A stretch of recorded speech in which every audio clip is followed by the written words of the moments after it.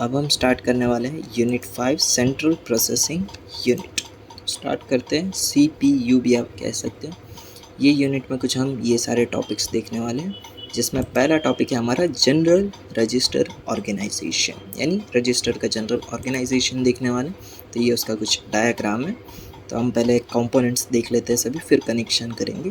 तो ये है हमारे सारे रजिस्टर, सेट ऑफ रजिस्टर, और इसके अंदर हमने R1 से लेके R7 रजिस्टर जो है वो सिलेक्ट किए, यानी सेट किए है। और ये रजिस्टर के साथ एक डिकोडर यूज़ किया है जो है 3x8। 8 क्यों सिलेक्ट किया? क्योंकि यहाँ पे 7 रजिस्टर है ना, इसके लिए यहाँ पे 3x8 सिलेक्ट किया। तो यहाँ पे 3 कैसे आया? 2�3 = 8, तो 2�3 यानी पावर में 3 था, इसके लिए यहाँ पे 3 आया। और यहाँ पे 3 हम सिलेक्ट लाइन जो है वो प्रोवाइड करेंगे।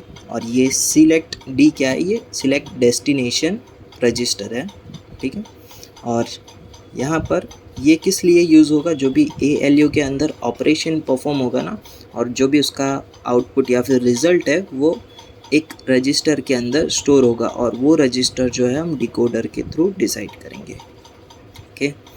और यहाँ पर ये जो अंदर ऑपरेशन परफॉर्म होगा उसका कंटेंट जो है वो हम मल्टीप्लेक्सर के थ्रू सिलेक्ट करेंगे। और ये जो कंटेंट है वो R1 से लेके R7 रजिस्टर के अंदर कहीं पे भी हो सकता है। जैसे हमें ऑपरेशन परफॉर्म करना होगा वैसे हम कोई भी एक रजिस्टर जो है वो मल्टीप्लेक्सर से सिलेक्ट करेंगे।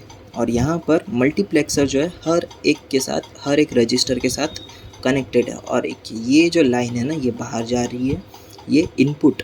ये इनपुट क्या है? External input. जो भी अगर आपको एक्सटर्नल इनपुट प्रोवाइड करना है तो आप एक्सटर्नल इनपुट इस टर्मिनल, इस इनपुट के थ्रू आप प्रोवाइड कर सकते हो, ओके। और यहाँ पे मल्टीप्लेक्सर जो है इसके पास भी 3 सिलेक्ट लाइन है दोनों के पास। जैसे ही आपको कोई भी रजिस्टर सिलेक्ट करना होगा तो उसके रजिस्टर के अकॉर्डिंगली आपको यहाँ पर लाइन सिलेक्ट करनी होगी। अगर आपको R2 सिलेक्ट करना है तो 0 1 0 आपको प्रोवाइड करना होगा, फिर यहाँ पर से R2 सिलेक्ट हो जाएगा। और यहाँ पर से अगर आपको R3 सिलेक्ट करना होगा तो आप क्या प्रोवाइड करोगे? 0 1 1, तो यहाँ पर से R3 जो है वो सिलेक्ट हो जाएगा, सॉरी ये वाला, ओके। और ये जो आपने रजिस्टर सिलेक्ट किया उसका कंटेंट जो है वो A बस और यहाँ पे B बस के थ्रू ALU के अंदर चला जाएगा। और जो भी ऑपरेशन आपको परफॉर्म करना है वो यहाँ पर से आप सिलेक्ट करोगे, और ऑपरेशन जो है वो 5 बिट्स का होगा, ठीक है। ऑपरेशन जो है वो 5 बिट्स का होगा। और जो भी आपका ऑपरेशन आपको परफॉर्म करना है वो ऑपरेशन के आप बिट्स लिखोगे, और यानी सिलेक्ट करोगे, तो फिर वो ऑपरेशन जो यहाँ पे परफॉर्म होगा। और जो भी कंटेंट रिज़ल्ट है या फिर आउटपुट है वो यहाँ पर से कोई भी एक रजिस्टर के अंदर चला जाएगा जो आप यहाँ पर से डिकोडर में से सिलेक्ट करोगे, ठीक है। तो ये था हमारा जनरल रजिस्टर ऑर्गेनाइजेशन। तो आगे देखते हैं। एग्जाम्पल के लिए हमें R2 + R3 करना है और इसे हमें R1 के अंदर स्टोर करना है। तो चलो देखते हैं, R2 + R3 करना है ना। R2 सिलेक्ट करना है, यानी पहले मैं ये 1 2 4 लिख देता हूँ ताकि समझ में आ जाए जल्दी से। ये 1 है, ठीक है। ये चीज़ें ठीक करने के अंदर ही बिगड़ जाती है। 4 2 1, ओके। अब हमें R2 सिलेक्ट करना है, तो ये हमें 1 रखना होगा और ये दोनों 0 रखने पड़ेंगे। तो यहाँ पे हम क्या सिलेक्ट करेंगे? 0 1 0। और R2 सिलेक्ट करना है ना, यहाँ पर से R3 सिलेक्ट करना है, तो हमें यहाँ पे 0 1 1 रखना होगा ताकि 2 + 1 जो है वो 3 हो जाए। तो यहाँ पे हम 0 1 1 सिलेक्ट करेंगे, ओके। तो फिर यहाँ पर से जो भी हमारा रजिस्टर है वो सिलेक्ट हो जाएगा। और यहाँ पर R2 आ चुका है और यहाँ पे R3 जो है वो आ चुका है। और इसका जो भी कंटेंट है वो बस के थ्रू यहाँ पर आ जाएगा R2, और यहाँ पे आ जाएगा R3। अब ऑपरेशन हमें क्या परफॉर्म करना है? प्लस परफॉर्म करना है ना। तो ये प्लस का इक्विवेलेंट जो बाइनरी है वो क्या है? यहाँ पे हमारा 0 0 0 1 0, यानी 0 0 0 1 0। तो यहाँ पर से ये आगे हम देखेंगे, ज़्यादा टेंशन मत लेना। अभी ये समझो कि जो एडिशन है उसकी जो बाइनरी इक्विवेलेंट कोड है वो क्या है? 0 0 0 1 0। तो यहाँ से ये सिलेक्ट होकर यहाँ पे एडिशन ऑपरेशन जो है वो परफॉर्म होगा, ओके। एडिशन यहाँ पे परफॉर्म हो चुका है। अब ये जो कंटेंट है वो निकल चुका है स्टोर होने के लिए, और यहाँ पर हमें एक रजिस्टर सिलेक्ट करना होगा जो होगा हमारा R1 ना, तो यहाँ पे हमें 001 सिलेक्ट करना होगा ताकि 1 सिलेक्ट हो जाए। तो यहाँ पे हम 001 सिलेक्ट कर लेंगे। ओके, तो फिर ये जो है जाएगा सीधा R1 के अंदर और स्टोर हो जाएगा यहाँ पे हमारा पूरा डेटा। ओके, तो ये थी पूरी प्रोसेस इस एग्जाम्पल की।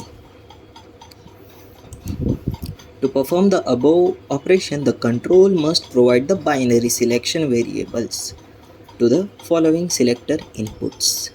तो यहाँ पे सेल ए क्या है, मक्स ए का सिलेक्टर है, जहाँ पे हमने क्या किया, R2 का जो भी कंटेंट है वो बस ए के थ्रू आगे हमने प्रोवाइड कर दिया।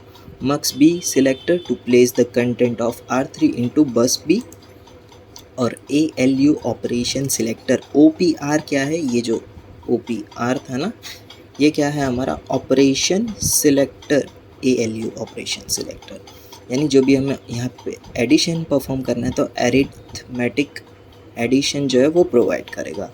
फोर्थ क्या है, डिकोडर डेस्टिनेशन सिलेक्टर, यानी ये जो हमारा कंटेंट का आउटपुट है वो कहाँ पर जाएगा, वो डेस्टिनेशन सिलेक्टर के थ्रू जो भी रजिस्टर सिलेक्ट किया है वहाँ पर जाएगा through decoder to transfer the content of the output bus into R1।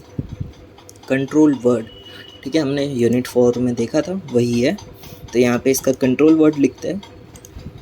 Select ए में हमने क्या लिखा था, R2 लिखा था ना, तो यहाँ पे आएगा 010। सिलेक्ट बी में हमने क्या लिखा था, R3 यानी 011।